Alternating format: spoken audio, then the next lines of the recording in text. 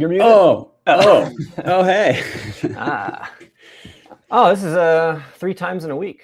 3 times in a week. What do you know? We're going to keep trying 3 times in a week because there's more meaning behind the 3 times in a week for me personally, which I'll do some other time. But welcome to another live stream. Which one is this, Jake? Is this like 9? 9.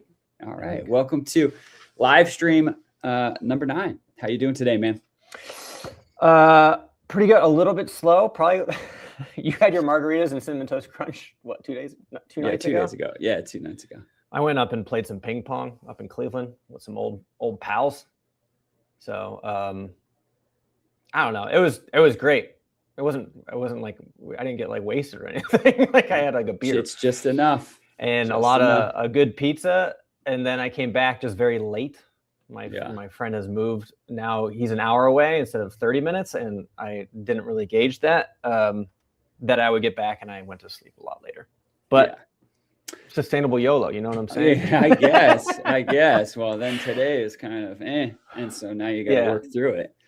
How about you? Well, I'm good. Got a lot of things on my mind. There's always something on my mind for frankly managing cancer and all that bullshit that comes with it, like the amount of extra work it takes, right? It feels like a full-time job. And so you're like literally working that, but also trying to figure out a job and all of that good stuff and creating these things. Cause I feel like this is a big part of what I should be doing. So just managing all the inputs, man, just managing all the inputs and wondering what's going to come through and not come through.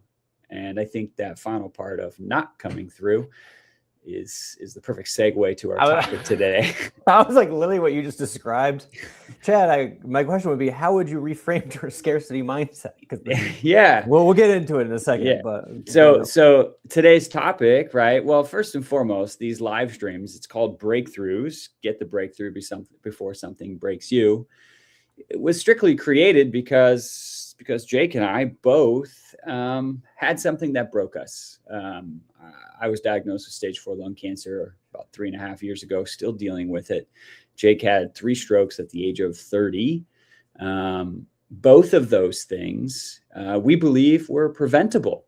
And when I say preventable, obviously Western medicine would maybe say otherwise, but it's starting to show that maybe these things that we triggered in ourselves, that's what we believe, were preventable. And a lot of it comes down to what we'll call these just normal problems of life and then letting them go too far. And you can use a word like stress, right? Stress is a big umbrella term. There's a lot of these micro stresses, if you will. And so what we're hoping from these live streams is to just talk about a lot of these things that build up into a big possible breakage, meaning can we help people get the mental, emotional breakthroughs for themselves before something breaks them, right? Because we just don't want it to go too far. Mm-hmm. Anyway, so that's what it's about. Anything else you want to add to that before I get to the topic? No, I think that sums it up. It's a lot of this I always like to describe it as things people don't know how to describe or don't know how to talk about. Like these mental stressors and emotional stressors just sort of, they build up and you don't know what's happening. And that is why you end up breaking. So we're trying to put plain language to things that people feel that are hard to describe, and so that they can have the breakthrough before something breaks them. Totally. Anyway, and so today micro problem. Well, so this is one micro problem of many micro problems. That's right. Build up. And they could obviously cascade into within one topic, but we try to stick to this topic and then we often find more. So today it's really the simple framing of like how to reframe your scarcity mindset, right? Like how to reframe a scarcity mindset. Now, first thing we got to do is define what actual scarcity is. The first thing I'll say about scarcity mindset is, one, doesn't matter the socioeconomic status. It doesn't matter who you are or how great you are. It doesn't matter if you're LeBron James, right? Greatest basketball player of our time. Obviously, Michael Jordan's number 1. I know that. But careful. Yeah. It's just because you're a homie, a Clevelander. Anyway, LeBron still has scarcity mindsets, right? You know, all these people do, and then all the way down. It doesn't matter where you're at in the spectrum. Everybody has scarcity mindset in their playing field, whatever playing field that is. The second thing is the actual meaning of scarcity. And so I'm going to pause because I've been talking a lot. So in your head, like what is the definition of scarcity? No, it's interesting because every time I do the intro and the topic introduction, I'm like, I've been talking for too long, but that's just how it's formatted at the moment. Anyway, I think one thing to note, and it's a good that you place this, like there's a spectrum of scarcity, or on the full spectrum of everybody's current life or lifestyle, there is some element of scarcity. And I think it's natural for the natural, what am I lacking, tends to default to a money scarcity element. Whereas LeBron James probably doesn't lack as much in the money realm, but there are other things that you could be scarce in. It's a mindset more so than I lack XYZ, right? It is this. So when I think about like what is scarcity, it is this like protective mechanism that you want to guard. You don't want to lose what you have more so than getting something new. Yeah. I think, there's this study that was done. I don't know by whom, but essentially they put two people in a room, right? And they divided them, or not in a room, they divided a group of people. And one group they gave them $20, or both groups had $20. And the idea was they had to do some task. And if they did the task successfully, then no, let me back this up. I've botched this because I didn't prepare this, but I just was thinking about it as I was talking about it. Both groups had to do a task. One group would get $20 if they did it successfully. The other group would lose $20 if they didn't do it successfully. And the group that had the risk of losing the $20 did better because they were more worried about losing what they already had than gaining something that they didn't have. Yeah. So, and that goes. They use that study in marketing, right? Maybe that's why I learned it. They use that study in marketing because people are more afraid of losing something than the possibility of gaining. Right. Right. And that's a psychological defense mechanism. I mean, that's actually just how the brain works, right? Yeah. And you can apply that not just to $20. You can apply it to anything in your, like the big buckets of life, career, relationships, all of this stuff. Like, are you afraid to lose your partner more so? Not that you're like, there's so many others out there, but like job stuff too. Like, are you afraid to lose your job even if you hate the job? Because you're like, what would I have, Yeah. Well, and when you live in that scarcity mindset, again, everybody is in it in their own way. Some are in it less than others, right? If you look at a scale of, we'll call it 100%, many people are like 98% scarcity mindset. Then on the flip side, you have people that are only 2% scarcity mindset. They still have it, but man, they're all on the opposite. They're like, everything is possible. Mm-hmm. Now, the thing with that scarcity mindset is like, we can move that sliding scale. You can go from always 98% thinking that you're not going to get something, right? And you can move it to, I only think about that 50% of the time. It takes work. Mm-hmm. But the reason why this happens is because of how the brain operates, right? It's afraid of losing something. It's afraid of the loss. And so what happens is when you start thinking about loss, you'll start tunneling down into, if I lose this, then this happens, and this happens, then this happens, right? Whatever the loss may be, okay? Mm-hmm. And all of a sudden you tunnel down, and you got to remember there's a term in science called psychoneuroimmunology. And what that means is when you have a thought about something, will produce the feeling of that thought, okay? It literally produces chemicals. And if you're in a scarcity mindset, majority of the time, your body is producing the chemicals that make you feel like you won't get the things you need, whatever it may be. And that's the tunneling aspect. You start to tunnel in, and when you tunnel, right, all the cognitive bandwidth drops, because now you're going from this broad possibility into very narrow focus, right? Mm-hmm. So long-term thinking collapses, your emotional regulation collapses. And that's why people feel like shit. Yeah, I was going to ask, what is it, can you describe what most people feel like when they are in a scarcity mindset? really it's a It's survival worry. type of Yeah. mindset. There's two modes in life. You're either in survival, you're in creation. But within those modes, right, there's also levels, right? In survival, you feel pressure, and then you feel some stress, and then you're in survival, right? But really, that's what you're feeling. You're feeling when you're in that, like, oh, this isn't going to work out, or I'm going to lose the job, or I'm going to whatever, right? You're just playing with that lever, right? Mhm. Of like, what is it going to feel like? Yeah. And I don't know. So the question is okay, so if that's what scarcity is, right? It feels like worry. If you like, just put all these words to what it feels like. Yeah. Anxiety that Anxiety. you're not going to get the thing, or you're afraid of losing this thing that you already have. Yep. It could be And all of, sorry, I didn't mean to cut you off, but a lot of times with people are like, oh, well, that's just how I am. Mm-hmm. That's actually not a true statement.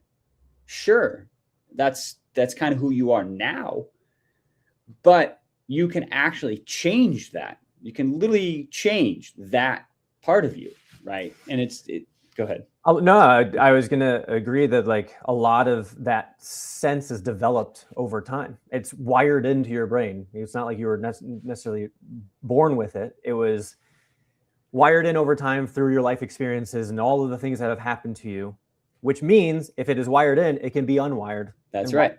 Differently. And I mean, I always think about like it's not like I'm not saying it's easy. I think that's the first thing, because like it's probably one of the hardest things. What we're trying to talk about here is reframing, or like changing your mindset, which is this big fluffy term. And like, okay, but like sounds great, but it seems impossible because I've lived decades of my life in one mode of thinking and how to approach things, and now I have to switch that. And I always just think about, our grandma was a refugee from World War II, and like the way I mean, I was 10 or whatever, and the things she saved and she held on to naturally because she went through some shit. And like, I'm not going to blame her for that, but like, is it keeping her back from, these other things that from possibility, from creating and thinking forward, instead of always thinking like, oh, I don't want to lose these things. Now that's hard to tell somebody, but for the people watching this live stream, if you want to flip that switch and you are like, I want the agency to be able to do that, then this is who we're talking to, I guess, like the people who are like, I know I've got this thing, or I'm becoming aware of it and I want to change it. So like, what do I do about that? Yeah. So look, you're right in the sense of reframing, and like you're asking me to reframe my whole mindset and who I am and all that. Like that's a big thing. That's a lot. So what I'm getting at is just two simple things, right? One, it's becoming aware that it's happening. And that's actually pretty easy to do once we get to the next part, which is two, just identify one place in life. And if you can identify the one thought, right, that triggers just one moment, then you can actually change one thing.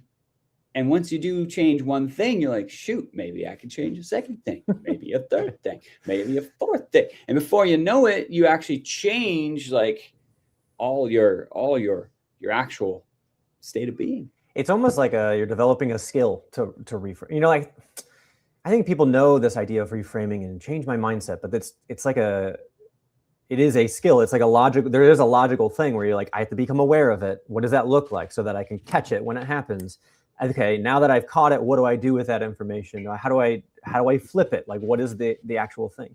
Because I think there's a lot of ways to change your mindset and reframe, but we're using reframe because it is something you can do today, like right now. And it's just a skill and a habit that you build. So can you like give an example of, we talked about it earlier at the whole apartment thing. Like, can you give an example of what that would look like? Yeah. So I'm going to give like, a general concept, right? And then I'm going to give one specifically for myself. Do you have one as well, or should I just do mine? You tell me. I have a personal one, but I like the one that we talked about where it's like kind of like anybody can relate to that. Yeah. So I have one where anybody can relate to, and then two, one that is a little, we'll call it heavier, because it's personal to me. Mm-hmm. That's why I'm asking if you have one, because I just want to make sure we have time for it. Yeah. Okay. Mine will be quick. But yeah. Okay. So I'm going to give the general one, then you go, then I'll go again. Okay. Yeah, I don't want to follow up a heavy one. Yeah. That's mine's not as heavy. Yeah.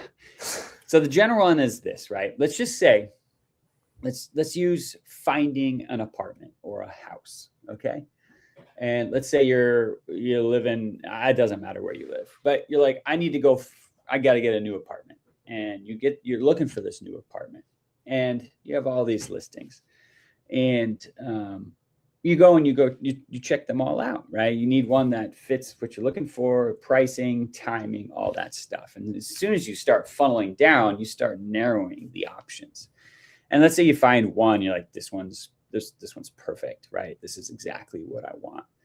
And all of a sudden, because it's exactly what you want, you emotionally become attached to it, right? And so once the emotion is attached to it, then your brain starts to get into the protection mode because your brain's there. And then you start to apply for this thing and you go through this process. And it could be for buying a house. It doesn't matter what it is, right? Buying a house or renting a house or apartment. But now you're attached to it and you want it. And so you start going through the process to get it. And when you start going through the process to get it, oftentimes people will say, as soon as they get that emotional attachment to it, they're like, oh, shoot. But what if it doesn't come through? Like, why didn't they respond to me quickly? Why aren't they getting back to me? Did they change their mind? Am I not, are they not going to sell it to me? Are they not going to rent it to me? Mm-hmm. And you start thinking about the things that could go wrong. And all of a sudden you're in what we call a scarcity mindset because your thought is, I won't get this thing. And your brain wants to go to worst case scenario. So if you're all of a sudden you're not going to get this thing, what does your brain start to make you think and feel? I'm asking you, Jake. I'm not going to find another apartment. I don't know where I'm going to live. I need to get an apartment by XYZ date. And if this one falls through, then I'm screwed. That's right. The screwed feeling. It's the worst case scenario. Yeah, it's the worst case scenario. And when you're thinking that one thought, what if it doesn't go through? Your brain starts to answer all the worst possibilities. Mm-hmm. And it starts to produce the chemicals that make you feel those thoughts. Mm-hmm. And so all that happens is you create this nasty cycle, thinking, feeling, thinking, feeling, thinking, feeling, thinking, feeling. So that's the first thing that happens.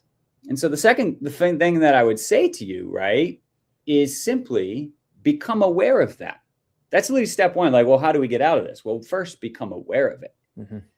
But then the second thing is you got to identify the thought that triggered all of this in the first place, which is simply, I might not get this place. Mm-hmm. And the second thought is, if I don't get this place, I might not find another one. Okay. So that's the thought that's triggering the feeling. You have to become aware that A, you're in the loop, and then B, you have to identify what is that single thought that's creating the loop. And right now it's, I might not get a place that fits me exactly how I want to fit because this is how I want to feel. Mm-hmm. Now that you've identified the thought, the next step is simply, well, what is a different thought that changes? A reframe. Yeah. What is a different thought? It doesn't, and it's not about being a positive thought. I will get my place. That's not it. That's actually not it, because that's a lie, right? Because that's just positive. That actually puts more pressure on you getting this place. Right. So when it falls through, it's even worse. That's right. Yeah. So then you say to yourself, okay, what's a different thought? Well, first thought could be, if I don't get the place, something else will come along. But you can even go down even further. There's always something new coming up. It may not be in the right time. It may not be any of that, but there's always going to be a new listing. And you can actually look at history. You don't have to convince yourself. If you go back if you literally can go on a website and be like, how many new rental listings came out or how many new house for sales came out in the last 6 months, it will tell you every day. Every day. There's something new will be there. So if you change the thought, well, I really like this place, but if I don't get it, that's all right. There's always something new coming out. Yeah. So if you can simply say, oh, there's something new coming out, how does that feeling change? Yeah. And sometimes on top of just I've gotten to a point because again, I had to become aware of this, and it took a long time, which is why we're doing a live stream. We're trying to shortcut that process. But like sometimes it's not even just like, okay, and I have like so many examples that have nothing to do with money or apartments or anything, but it's this like overemphasis on this one thought, right? And you like the tunneling in, right? And so now when something quote unquote bad happens or this thing falls through, I try to reframe not just there are other options, but those other options are probably better than the option that I'm going to gain something else. By losing this place, I'm actually going to gain something else. And like there's always something else that I can get or learn. So even here's an example. Speaking about all the strokes, I remember I was like, I had these strokes and then I couldn't do anything for like a month, right? And I like by not doing anything, I mean I had to stay home. Like I couldn't work, I couldn't think long enough to do anything. And I just remember thinking, I have like a month worth of time to go learn something that I've been putting off for a very long time. And like that's a completely I was like, I got excited about all of a sudden being not bedridden, but like house ridden, you know? And so it's like it's a sort of a reframing is a skill of resiliency in a way where you actually look at a bad thing as a thing that could generate something better. You don't know what it is, but that's the possibility and the potential, etc. Mm-hmm. I had so many examples as you were talking, but I'll use a more general one. I know these people and they're going to do the Whole30 diet back, 5 years ago. And I had done the Whole30 diet challenge or whatever. And it's hard, but the more you think of it as being difficult, the harder it becomes before you even start the thing.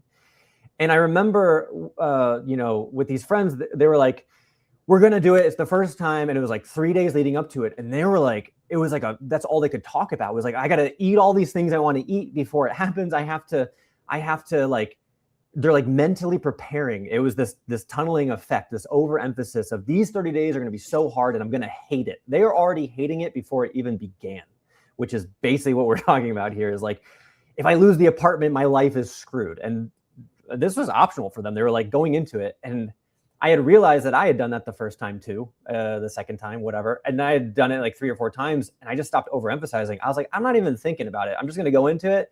And if it works out, great. If it's easy, it's great. If it's hard, it's great. Like it doesn't really matter.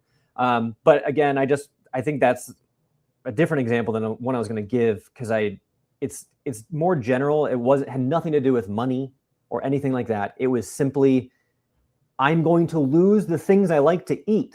That was a scarcity mindset, and it changed how they operated for 3 days and made the actual event that they chose to do more difficult than it had to be because of a scarcity mindset. Anyway. Yeah. No, that's actually a really good one. Yeah. Food is a really good one. That's definitely something we can go deeper on because it's like, that is the easiest one to like imagine. Yeah. Especially when you take people who have like, I fast on a regular basis. I could do, anywhere between 3 days to 5 days. I'll fast, right? It just depends. I do it probably once a month. And then you tell somebody that and they're like, oh my God. Mm-hmm. Like, oh my God. And like, you have to understand that actually in ancient history, people would go literally 30 days. Like breakfast is called break fast because people it's breaking the fast. That's right. So it's kind of like, that is actually a perfect one to, especially for someone who's never done a fast, right? If you want to test your loss capacity, if you will. Yeah. Try a 3 day. Well, start at no medical. Do one day. But start at 1 day. Yeah. But anyway, so the other one that I was going to say, and this one's a little heavier, right? Because of the cancer. I remember the first drug worked a little bit, then it didn't work. And then I had to go to clinical trials. And when you go to clinical trials, right, they're just throwing shit against the wall to see what sticks. And I remember talking to the next oncologist that I was going to work with. And he goes, yeah, this one I think is going to work pretty well for you. We have we show that there's a lot of efficacy in this. And I said, great. Well, like, how long does it last? Right? Because these trials are all, they don't last forever. There's no cure in that sense. And he goes, oh, the data is showing like, we'll call it about a year to 18 months. I was like, okay. I go, what happens after that? And he goes, because there's an immediate sense of lack. He goes, don't worry, there's another one that I have already planned for you. And I even have one after that. So he had calmed my nerves about not having something that could save my life. Mm-hmm. Lo and behold, 4 months later, that first trial doesn't work. And it's like, uh-oh. So we're going to the next one. Too fast. But more importantly, because of the change in mutation, the next one actually no longer fit. So now I'm down to nothing. Yeah. And so now I operate and I say, well, what's happening? Like, what's the next clinical trial? And I ask him and he goes, I'm always looking. I was like, that's not helpful. So my scarcity, my lack, the mindset is like, shit, that's it. I have nothing else after this. You're running out of trials. I'm running out of trials. I'm running out of time. My life is running out. And I had to stop. And say, dude, this is not it made me anxious every day. Don't get me wrong. I still deal with this, right? This is still something I deal with. I work really hard at these things. And I just recognized how I felt. And I said, well, what is the thought that is triggering how I'm feeling? And it was simply, another trial's not coming for me. There's nothing else for me. So I said, well, you have to change the thought. It's not about like something will happen. It's not that. You actually got to change it to be more practical. And the thought was simply, there's always new trials coming out. You never know. And I know that's not it's not the perfect scenario because this is life or death, right? It's not like a house, where you're like, oh, there's another house coming. Just a house. This is literally life or death. And you're just like, there's always new trials coming out. That doesn't make me completely rid my anxiety about life and my time running out. But what it does do, right, is say, it gives me hope and possibility. And possibility produces the proper chemical structure in the body to make you feel better, for lack of a better term.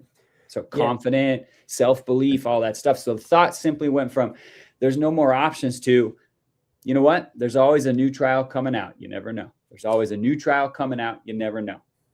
And the last one of them actually worked and it helped. But at the time there was zero. There's another live stream in here, as this happens every live stream, about a quicker phrase is you are what you think. And that comes back to what you've said earlier, the neuroimmunology. Nice. Did I get it? You got it. Okay. Where your body and your brain is going to operate the way you tell it to operate. And because it's producing the chemicals and all of the, so if you're thinking these things, the chemicals are believing it and infiltrating your body in a different way, or healing your body in a different way. So I always think about like when you are in the scarcity mindset of like, oh, I'm going to run out of trials, that creates the chemicals of scarcity, which guess what? Doesn't help in healing cancer. No, it doesn't. It makes it worse. Makes it worse. It is literally accelerating it in the wrong direction. It's literally fueling. It's saying cancer. I am more in survival mode now than I was before. Correct. And I have to prepare for survival. And that is a shrinking feeling. And so that's why it's so hard. We said this earlier. It's hard to reframe these things because it goes against all of what your body and your brain wants to do, which is survival. But when you say there's always other trials coming, and while that's not a perfect thing, if your brain relaxes, like, oh, there's more trials coming, and it really believes that something will happen, then it produces the chemicals that say, hey, everything's like we can calm down a little bit because I believe that there are more trials coming. And then when your body has more bandwidth because of calming down, it has more ability to heal itself. That's good. And because, the trials thing, until there's a cure for cancer, right? Yep. Like you'll always be depending on trials, but people are cured from cancer and they do it from, they heal themselves. And so, I don't know. There's a lot So to I'm unpack there. gonna summarize it simply. This is Okay. perfect timing. This is the perfect way to sum it up. Yeah. But your inner state has to be greater than the outer state, meaning all the external inputs that are hitting you, right? Everything is hitting you in a way, and you have to be able to create an internal state that is stronger than the external state. And it starts with basic, simple thought changes. A lot of work. I say it's simple, but it's a lot of work every single day. When I get these inputs, I get scan inputs, blood work inputs, trial inputs, financial inputs, because cancer is expensive, right? Housing, all these inputs, and I have to work double, triple, quadruple on the mind to be able to say, how do I change the thought around this so that I can feel differently, so I can be a better person, so I can change my state of being. So I work on the inside, the inner state, so that the outer state doesn't crush me. And I'll be honest, the last 60 days it's been hard. I feel like a punching bag more in the last 60 days than I have in the last 9 months. So it's just constantly this idea of scarcity, and like, I have to look at every single thought and say, what is actually creating this, right? Because it comes down to the simple thoughts. Anyway, we can go on for this for forever. But so I don't know, what do people do here? This is what I'm going to say, and we'll summarize it. Look, be aware of a feeling you have. Notice the feeling that doesn't feel good, and then find out why you feel that way. And it's with a thought. It has nothing to do with outside of you, because outside of you is always going to happen. Find the thought that is triggering that emotion, and then figure out what is a different thought. Doesn't have to be a lie. It's not about positive thinking. Just think about a different way to think about it, reframe it, and practice that reframe, that simple thought, and do it as many times as you can, especially when you're aware that it's happening. That's my simple takeaway. There you go. Well, I'm going to apply it to supply run in about like a minute. Well, do it now. Yeah. Because I was like, I keep looking at our timing. Yeah. Which is pretty good, actually. And so this is Breakthroughs Live by Supply Run. This is on the Supply Run YouTube channel. And people are like, what the hell is Supply Run? You can go to supplyrunshow.com and find out. And you can go watch our pilot season. You can apply to be a courier, etc. In order to find out. But we always like to take one of these little micro problems that we're talking about. This is a big micro problem. And say, like, this is one of the reasons that we do Supply Run. And kind of relate to how Supply Run relates to this micro problem. So when we are on Supply Run, it is maximum. It's not even like abundance. It's not like the opposite of scarcity. It is more resiliency against negative thinking, or against the scarcity thoughts, right? So like, there are many problems that we face when we're doing Supply Run. There are many times where something doesn't work out, right? Like, we didn't get all of the items the way we wanted to initially.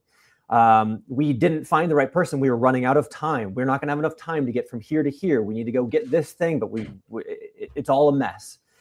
And so there's this constant reframing of, we need to figure out something else. We need to. It comes back to this thing where, like, we don't have enough time to just wallow in scarcity thinking. We're like, people are depending on us, and we need to go do this thing.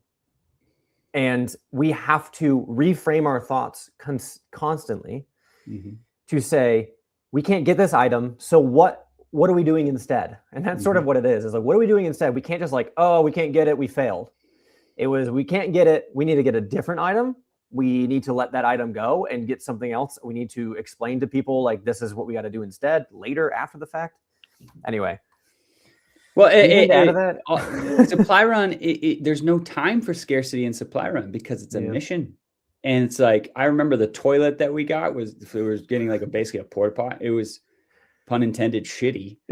And I was like, dude, my scarcity mindset kicked in. I was like, oh my God, this is not. And then I realized, dude, we're bringing so many other great things. Like, we'll find something else. Like, there's another one on the way. We'll figure it out. But anyway, there was no time for that. And when you when you don't allow that time for scarcity, and you change the way you reframe it, that's why supply run worked. That's why it did what it's supposed to do.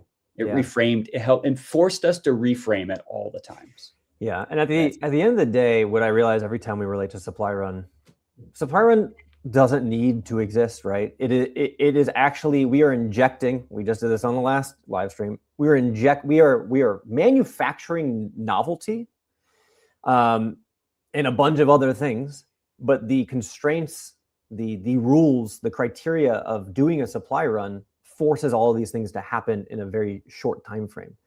Because right now you can take this live stream and you're like, I'm going to go reframe my thoughts, and then you can take years to do it, because like there is no boxed in pressure to like do it now.